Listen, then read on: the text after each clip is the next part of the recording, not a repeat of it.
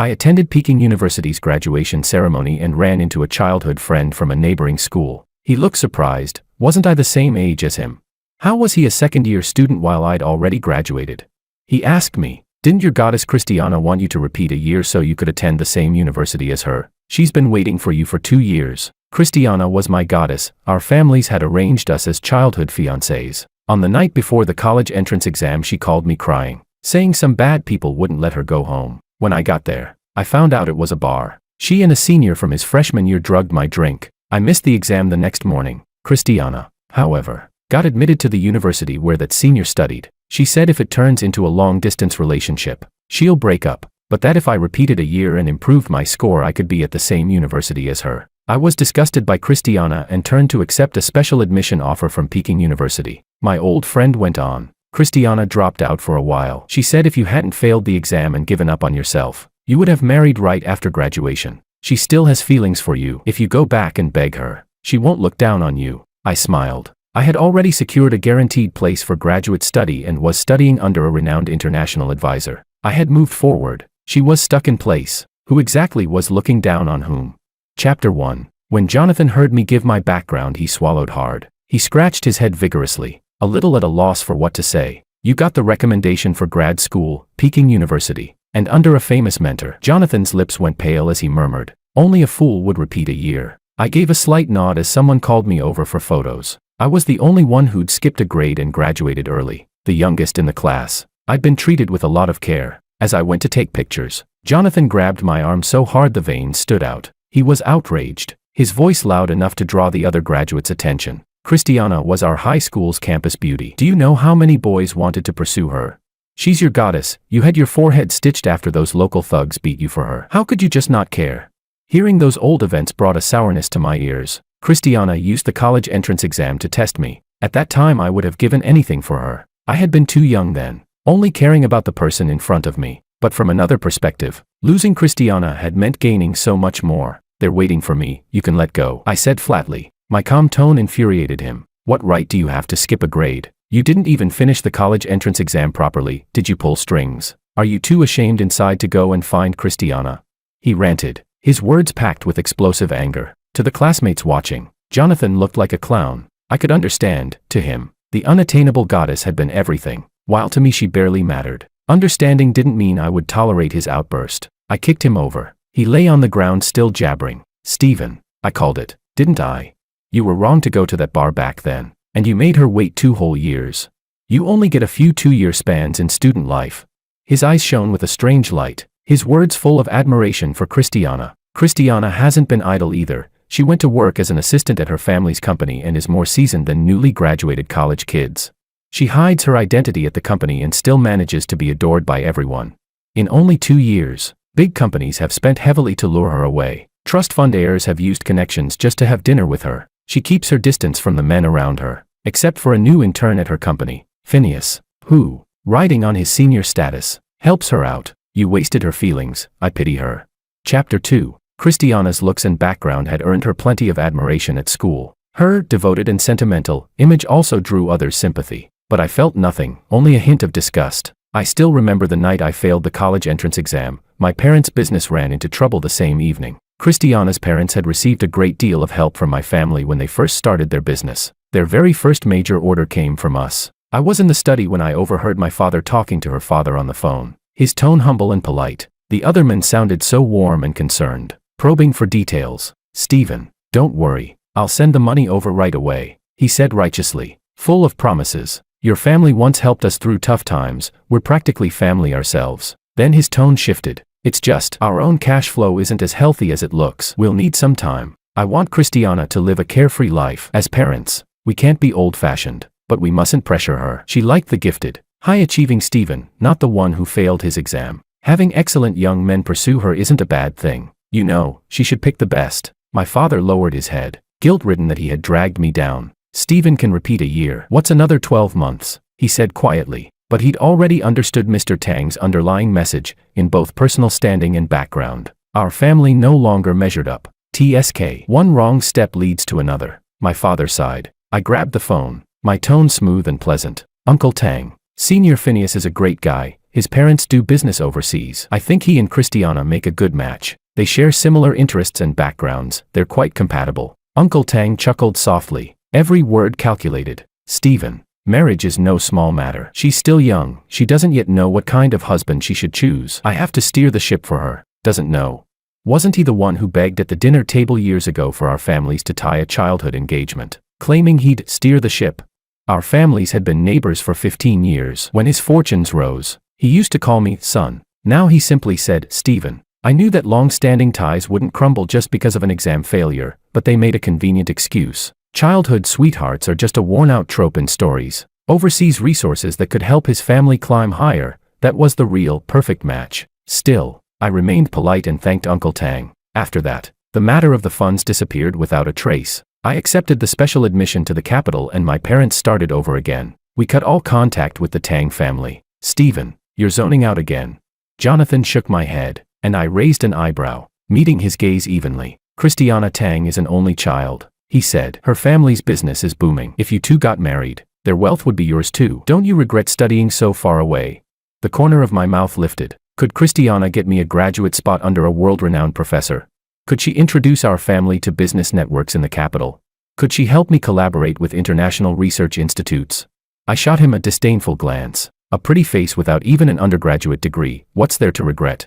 Self-pity is the cheapest kind of love. I strode confidently to the center spot for the graduation photo. Jonathan, intimidated, seemed rooted to the ground, his legs heavy as lead. Then, amid laughter and cheers, I raised my hand in my family's traditional peace sign pose. Chapter 3. When I left, I'd already decided to draw a clear line with my past. Without Christiana, I poured all my energy into research. My mentor appreciated my dedication and gave me chances to compete. I not only won multiple gold medals in academic contests but also advanced ahead of schedule. One quick step led to another, momentum became habit. My parents' business also made a strong comeback, growing to several times its former scale. Back home, people still thought of me as the loser who repeated a year out of despair. Little did they know, the train of life had already carried me to the next station. Christiana's image in my memory had grown faint. When I drove back to our villa, I found my mom in the kitchen cooking herself, while my dad and my mentor sat together, red-faced and laughing, their arms around each other's shoulders. Mom, why didn't you let the maid cook? She smiled and waved her hand. Your mentor brought his daughter over. I wanted to show off a bit, let her taste my cooking. Behind me stood a graceful figure, delicate features, tall and elegant. It was my mentor's younger daughter, Lillian. She smiled shyly, her quiet gentleness leaving me speechless. Funny, my mentor had always said she was lively and outgoing. Yet every time we met, she seemed timid. My mom called out to us, son, have my daughter-in-law help me carry the dishes. Lillian's face flushed deep red, almost purple. I sighed, taking the tray, and explained, my mom's just like that. She loves playing matchmaker. Lillian followed behind me step by step, whispering softly near my ear, what if? I don't mind being that.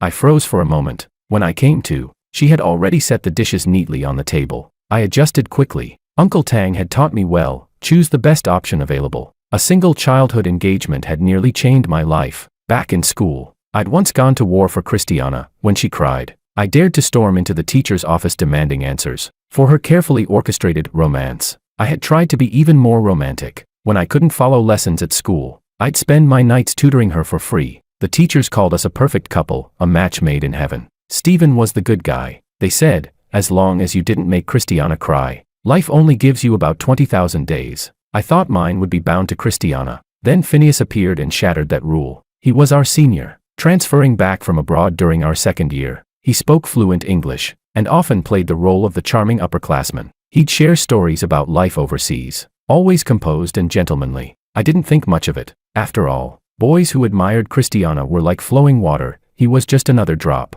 The turning point came at a citywide business gathering. While the entrepreneurs toasted each other, their children sat at a separate table, chatting idly. It was Phineas's first time attending. There were more girls than boys, and they were eager for gossip. Seeing Phineas as the newcomer, they urged him to share something. He told a simple story about a long-distance breakup, then raised his glass dramatically. Sorry, Stephen, no offense. With grades like yours, you'll easily get into the same university as Christiana. No long distance for you too. Everyone's gaze turned toward us. Christiana's smile was strained. It's fine, I said, taking her hand. As long as we're in the same city, it's okay. We don't have to live on campus. Wherever she chooses to study, I'll go there too. You two are adorable. Phineas applauded. But I'd still suggest the same university, safer that way. He sounded sincere. Even downed 2 cups as if to prove it. The group laughed, chatting and joking. No one took it seriously, but Christiana clearly did. Later, she called out to me downstairs. Stephen,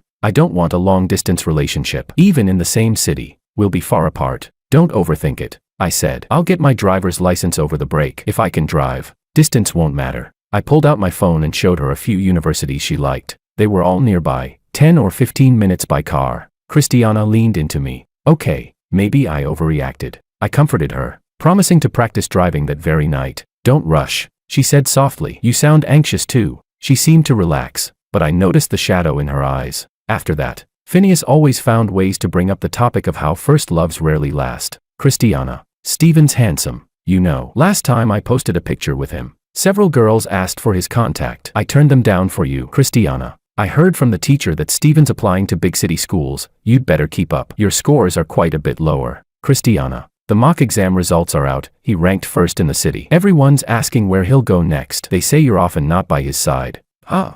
Phineas never criticized me directly. On the contrary, he praised and admired me. But all that praise became a quiet catalyst for Christiana's doubts. She started disturbing my study sessions, taking over my free time. That was when our relationship faced its first real crisis. Chapter 4. At the 100-day pledge ceremony before the exam, I went on stage to give a speech with the girl ranked second in our grade. Afterward, backstage, the girl politely asked me about a problem she couldn't solve, and we discussed it briefly. Christiana happened to see us talking. She froze, then turned and walked away immediately. I chased her all the way to the school gate, but she had already gotten into her driver's car. With no other choice, I went to her house. Christiana, didn't we plan to go to the snack street today? Oh, you've got company now, haven't you? She said sarcastically. Stephen, I called you and you didn't answer. Turns out you were backstage flirting with another girl. What's wrong? Don't like pretty ones anymore? Prefer ugly ones now? I frowned. What nonsense are you talking about? She's just a classmate. We were discussing academics. And besides, you shouldn't insult people like that. Oh, you're defending her now? Christiana swept all the cosmetics from her dressing table onto the floor.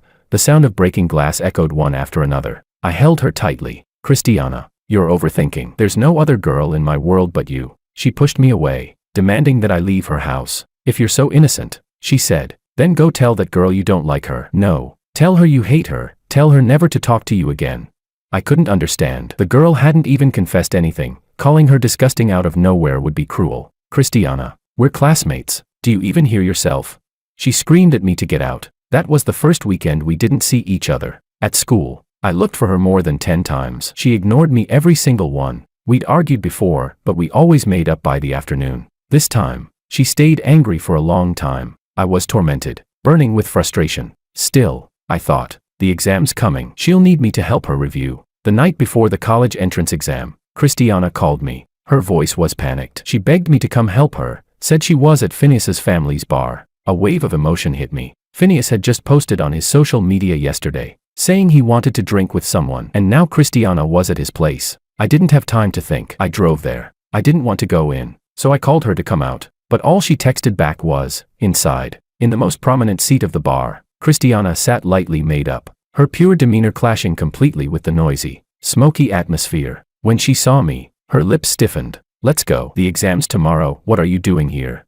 If you want to drink, wait till after the test. I'll drink with you, I said, holding out my hand. She didn't even look at me. Only when my arm began to ache did she finally glance my way. Phineas smiled with fake warmth. Come sit, Stephen. Don't tell me you're still studying tonight. You've got to relax a little. Everyone turned to watch. Christiana gave a cold little laugh. What? Are you scared of Phineas now?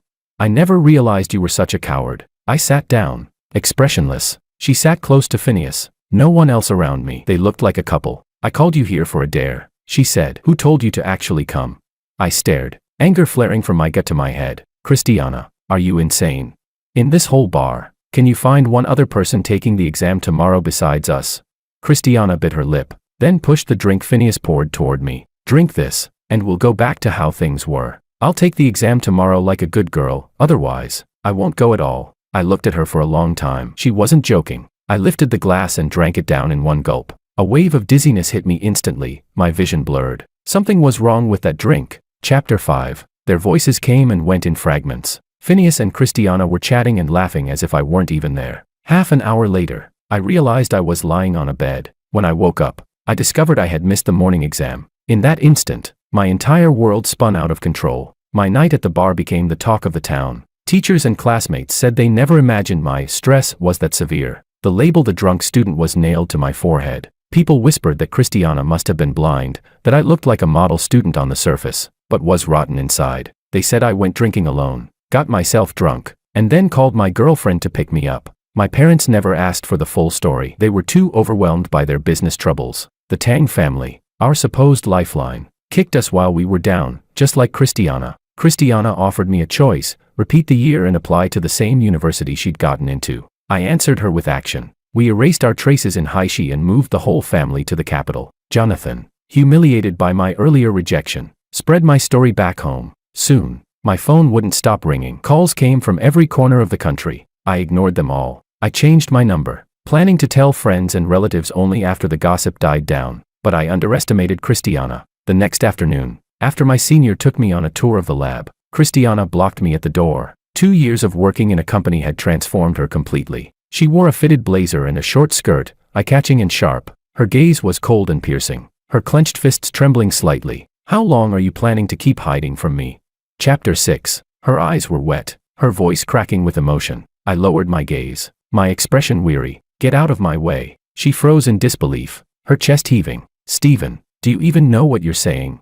She lunged toward me, assuming I'd catch her like before, but I stepped back. Christiana fell hard to the ground. Her fair legs scraped and streaked with red. Her face turned pale as she stumbled to her feet. Stephen, how could you treat me like this? My patience thinned. I tugged at my collar, speaking lazily. Oh, and how exactly have I wronged you? My indifference shattered what was left of her composure. We promised we'd never do long distance. Am I that disgusting to you now? You didn't even say goodbye. You swore you'd never leave me. Students around us stopped walking. Anyone else might have asked to talk somewhere private, but I had nothing to hide. Stephen, say something. Were you playing with my feelings all along? She wanted to erase everything I'd done for her. She thought a single drink could bend reality to her will, while her family mocked mine from above. Even after we left in disappointment, they prettified their betrayal. And she basked in Phineas's attention, wanting everything both ways. Watching her makeup smear as she cried didn't move me. It disgusted me. When I was sitting on that hotel bed, betrayed by the woman I loved most, who stood up for me, which of her vows ever came true? After all these years, I finally understood. Christiana, just a hypocritical bitch. As I walked past her, Christiana suddenly grabbed my hand like a startled reflex. Miss Tang, I said evenly, please stop harassing me. She froze, her beautiful features twisted slightly, her breathing turning heavy. To you, she asked in a trembling voice, am I just some woman who doesn't matter anymore? Her long, manicured nails scraped my hand, leaving a red line. You should apologize, she said. You don't deserve one, I replied coldly. Hands are vital for a researcher. I couldn't risk struggling with her. An injury would cost me precious time. My senior, who had been standing nearby looking helpless, made a quick decision and called for Lillian. Lillian came running, beads of sweat glistening on her forehead. Panting slightly, she stopped beside me, her gaze calmly assessing Christiana. Stephen, she said with a soft smile, my father's top disciple is visiting our home. He asked me to bring you over. She ignored Christiana deliberately, slipping her hand into mine with graceful ease. Perfect, I said. We still have time to buy a gift, right? No rush, she replied cheerfully. We can stop by the mall on the way. Your mom's cooking is delicious. Isn't her birthday coming up? You can tell me what kind of things she likes. Lillian was just as tall and striking as Christiana, but Christiana's outfit made her look several years older. Her steps faltered. She stumbled and twisted her ankle. For someone who hated pain, she didn't make a sound, just bit her lip until it turned white. Lillian pretended to notice her only then, turning back with a look that was soft but cutting. Excuse me, she said coolly. You're not a student at our university, are you? What business do you have with my boyfriend?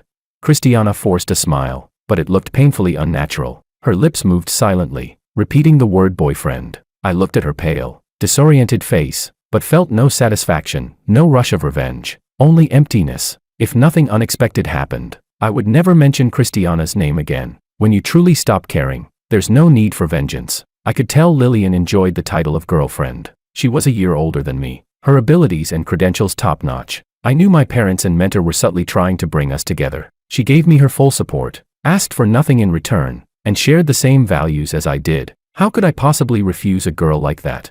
We'd already fallen for each other, only one thin layer separated friendship from love. As for Christiana, she was a stranger to me now. Christiana reached out to tug at my sleeve. Stephen, you're doing this on purpose, to get back at me for what I did back then. Before she could touch me, Lillian sharply slapped her hand away. Her delicate brows drew together. Her raised palm hung poised in midair. I was stunned. I'd always thought of Lillian as gentle and soft-spoken. Never this fierce. If you keep making a scene, she said coldly, I won't hesitate to slap you right here on campus. Can't you see my boyfriend wants nothing to do with you?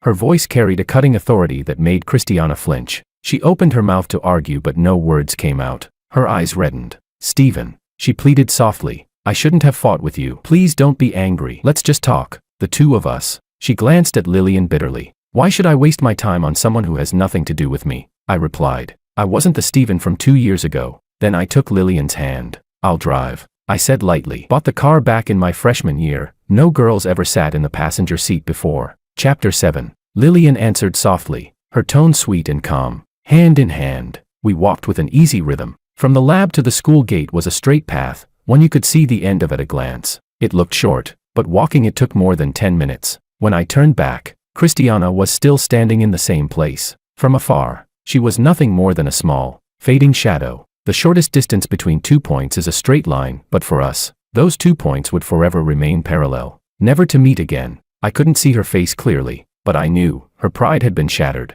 She couldn't understand how I could be so utterly indifferent, but without her, my life was still brilliant. Christiana's obsession ran too deep. I was slightly tipsy, and though Lillian offered to drive me home, I told her to stay and take care of our mentor. In the underground parking lot, Christiana was waiting by my car, her gaze unfocused. The moment she saw me, she stumbled forward and grabbed my arm. Stephen, you owe me an answer, she demanded. What did I do so wrong that you left without a word? You blocked every way I could reach you. The haze of alcohol vanished in an instant. Christiana, I said coldly, what exactly do I owe you? It's been 2 years. You said you bought a car so you could see me every day. Was that a lie too? You got into Peking University and didn't tell me. I waited for you to repeat the year, and instead you graduated and got yourself a girlfriend. What am I to you? Christiana's voice rose, sharp and desperate. Her hair was a mess, her clothes wrinkled. Back in our hometown, countless admirers would have rushed to defend her, insisting she was the one wronged. But I wasn't about to indulge her tantrums anymore. I opened the car door, but she shoved me hard, anger finally erupting after 2 years of bottled resentment. You could have taken the exam again. 1 more year wouldn't have killed you. Don't tell me it wasn't your parents' business failure that wounded your pride. You could have just talked to me. If we got married, my family's company would have been yours. Why couldn't you let go of your damned pride? My pride? I laughed bitterly, stepping closer until we were eye to eye, though there wasn't a trace of tenderness left in mine. Don't tell me you didn't know there was something wrong with that drink. My father trained my alcohol tolerance since I was a kid. 1 glass of liquor wouldn't knock me out. Let me guess, Phineas came up with the plan, didn't he? Said if I missed 1 subject, I'd score close enough to get into the same university as you. I clenched my fists, fury rising in my chest. I went to that bar because I was worried about you, because I thought you were in danger. You teamed up with another man to drug me. Did it ever cross your mind what would have happened if he'd slipped poison instead? I balanced studying and spending time with you. Never once blamed you for slowing me down, and you used my concern against me. I was your boyfriend, Christiana. So what was Phineas? When the teachers and classmates started gossiping, where was your courage then? Why didn't you say you were the one who called me that night? Why didn't you say you were at that bar, drinking with another man? Where was your precious pride then? Christiana's whole body trembled, her teeth knocking together as she spoke. And your family, it was my father who introduced you to your very first big client. That's what helped you get back on your feet. I can understand if others wouldn't help, but what did your father say? That our families weren't of the same class anymore, that other men were more suitable for me. The funding he promised never existed, and he even contacted our clients behind our backs, stealing the business for himself. I wanted to ask him why, and then I saw Phineas's post. You and that girl at the class reunion, your head resting on her shoulder. What could I even say after that? You and Phineas went to the same university, she became your junior, and your relationship just got closer. Tell me, if you were me, could you just forgive and forget? I folded my arms, my gaze sharp as a blade. You're not just selfish, you're stupid. When I gave you sincere advice, you treated it like noise. When someone else whispered nonsense, you believed it like gospel. We can't be lovers, Christiana, only enemies. Christiana half knelt on the ground, lost, searching for support. My words broke what little composure she had left. No, You misunderstood me. Her breathing turned ragged, her temples pulsing violently. That drink, it couldn't have been tampered with. A sob tore from her throat. Tears splattered onto the ground as she fell apart before my eyes. It was Phineas, she cried. He said it would help you relax. He said the college entrance exam wasn't as important as us, that I should test you. She curled up slightly, struggling to piece her thoughts together. He told me you were under too much pressure, that drinking together would show whether you truly loved me. We were in a cold war, and I wanted to know if you still cared. I cared too much about face. I wanted everyone to see how much you loved me. She stumbled to her feet, inching closer to me. I didn't want to lose you. My dad lied to me. Phineas lied to me. I stared at her blankly. Then why didn't you clear the air afterward? Tell everyone you were the one who went to drink.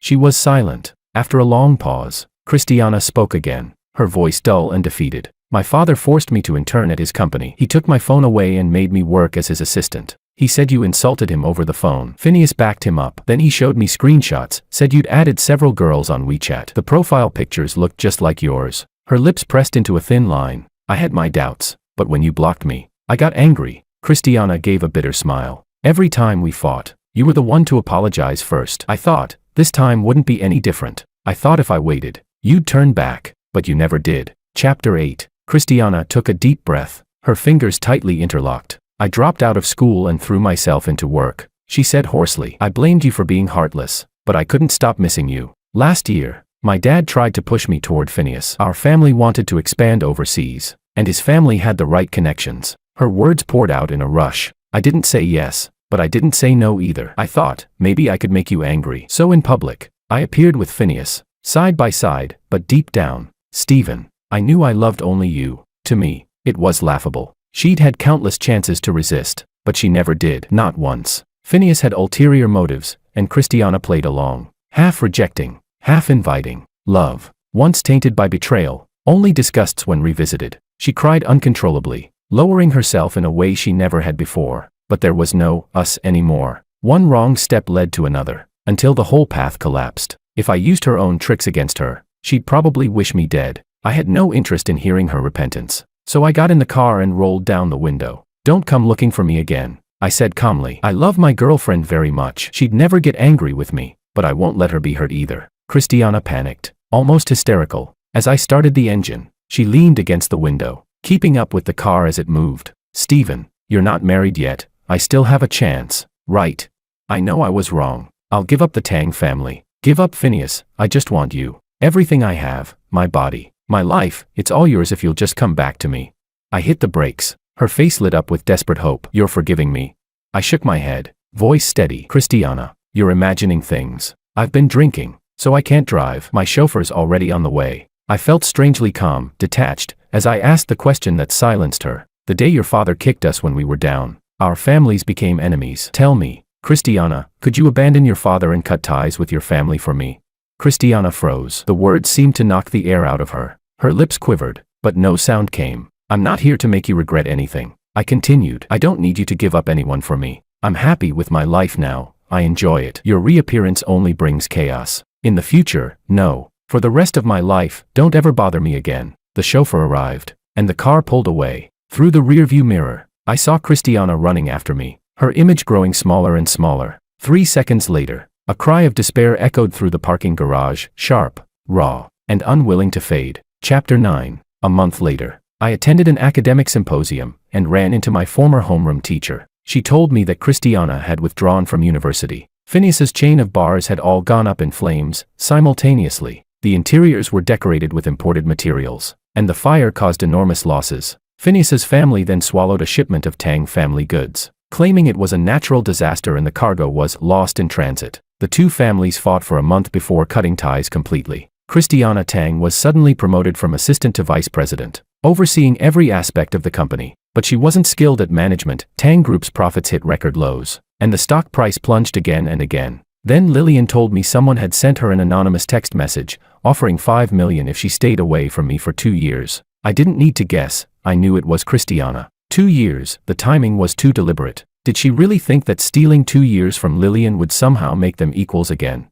Lillian cursed furiously, deleted the message, and blocked the sender. The next time I saw Christiana was when I earned my doctorate. My mentor took me to another conference. Some companies were eager to hand me their business cards. Lillian and I attended in formal wear, hand in hand, officially announcing our relationship. My mentor proudly introduced me to everyone. He's my best student, and soon to be my son-in-law.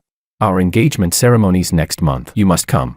Around us, congratulations poured in from all directions. Only in the corner sat a woman dressed elegantly but surrounded by an air of desolation. Christiana had grown thin, her once bright eyes now dull, locked onto me without blinking. People greeted her, but she didn't respond, she couldn't seem to hear them. Lillian noticed and asked curiously, "That woman looks kind of familiar. Do you know her?" I chuckled and tapped her nose. "No, never seen her before. Let's go to my place tonight," I added. "My mom knitted you a scarf." Lillian's eyes lit up. "Really? I've been craving your mom's cooking." After my speech, I looked back toward the corner, but the figure was gone, as if she'd never been there at all, like a dream that dissolved with the morning light. Chapter 10. In the capital, I ran into someone I never expected to see again. Phineas. He invited me to dinner with his girlfriend, a woman with permed hair and a taste for bright, gaudy colors. At first, I didn't intend to go, but confidence changes things. I wanted to see what game he was playing. "Stephen, you won," Phineas said after 2 drinks, his tone oddly calm. His girlfriend didn't understand Chinese, so he spoke freely. "Christiana would rather stay single for life than be with me." I sipped my wine and said evenly, "And how is that my problem?" He went quiet for a few seconds, frowning, unsure how to read me. "Stephen, Christiana broke off our family's partnership because of you." I stood up. "If you're going to keep circling around the point, I'm leaving." Their messy family drama was none of my concern, but what he said next stopped me cold. "I want to apologize." That night at the bar, there was something in the drink. I raised an eyebrow, surprised that he could admit it so openly. With his pride, bowing his head meant things must have gone badly for him. He rubbed his palms together nervously. In just 2 years, he'd already started balding, small patches, but noticeable up close. "I know your time's valuable," I said flatly. "So is mine. I didn't come here to drink. I have trauma from that night." My blunt tone made his mouth twitch involuntarily. He poured me a glass of wine with exaggerated politeness. "Stephen," he said humbly, "I know I've sunk low, but I have no one else to ask. The economy's bad. Overseas tariffs are killing us. My family's on the verge of bankruptcy. You've got connections everywhere. Could you help us find a way out?" As he spoke, he began to rise, as if to kneel. When he realized I had no intention of stopping him, he gritted his teeth and actually dropped to his knees. Then he slapped himself hard across the face, again and again. "I know I let emotions cloud my business. I wasted years chasing the wrong things. Looking at it now, Christiana and I were both wrong. You're the one who truly succeeded. I was blind, arrogant. I wronged you, Stephen." I crossed one leg over the other, watching him without blinking. "Don't bother with the theatrics," I said flatly. "I'm not buying it." When I returned to my car, he rushed over to open the door for me, the man who once looked down on me, now bowing his head like a servant. The irony was almost comical. His car still cost 10 times more than mine, but I had my own thoughts. My parents' company had accumulated enough. It was time to expand. Phineas wanted me to lend him a hand, but what I intended to do was to swallow him whole. When I got home, my father was on the phone, his face dark with irritation. "My son and your daughter have nothing to do with each other anymore. You." I snatched the phone from him. "Uncle Tang." There was a sharp pause on the other end. Tang's bitter voice trembled. "Stephen, I was just speaking with your father about something important. If it's business, you can speak to me," I replied coolly. "I can make the decisions." Tang's voice cracked, half pleading, half desperate. "Tang Group needs a lifeline. You and Christiana Tang may have missed your fate together, but she loved you for years. Even if you hate me, at least for her sake, help us this once. We'll repay you, as ox or horse, whatever you wish." She's got no face to speak of. What did you say?" I answered, voice calm as ice. One wrong step led to another. "Uncle Tang, you brought this on yourselves. A boomerang always hits hardest on the way back, and this time, it struck deep. Did they think my family was still easy to manipulate? Maybe once, but not anymore." I sneered. "Do I need to talk business rationally with people like you? Christiana came to me herself and I didn't give her the time of day. You think a phone call from you will change that? Your Tang family's downfall is karma at work. You had the best cards and played them into the dirt. I can help you solve your problems," I added, "but I'll do it my way." 2 months later, my family acquired 80% of Phineas's company shares. 6 months after that, the once prestigious Tang Group was bought out at a basement price. Retribution had perfect timing. The Tang family sold their villa and moved into a small apartment. Christiana went to a big city to work, the remaining money barely enough for a down payment. Phineas's family became employees under our company. He's more of a bootlicker than anyone else. Lillian and I had a child, and the rest of our lives were peaceful and happy.